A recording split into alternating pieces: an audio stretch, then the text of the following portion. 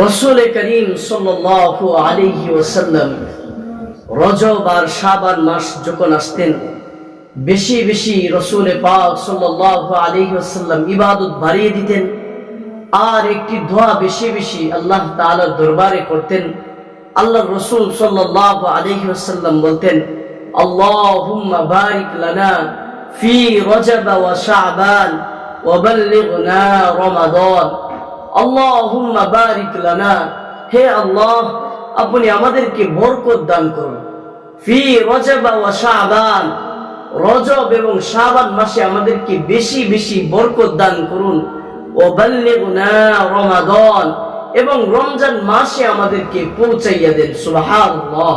আল্লাহ তাআলার দরবারে, আল্লাহ রাব্বুল আলামিনের দরবারে রাসূল পাক সাল্লাল্লাহু আলাইহি ওয়াসাল্লাম এই দোয়াটি বেশি বেশি পড়তেন। এজন্য আমাদের করণীয় হলো, আমরা যখন রজব মাস আসবে, শাবান মাস আসবে, আমরা এই দোয়াটা বেশি বেশি পাঠ করব।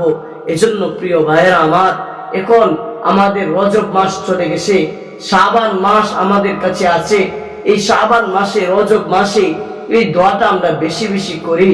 আল্লাহুম্মা বারিক লানা ফি রজব ওয়া শাবান ওয়া বাল্লিগনা রমাদান। আল্লাহ রাব্বুল আলামিন আমাদেরকে এই দোয়া বেশি বেশি পাঠ করার তৌফিক দান করুন। সবাই বলি আমিন।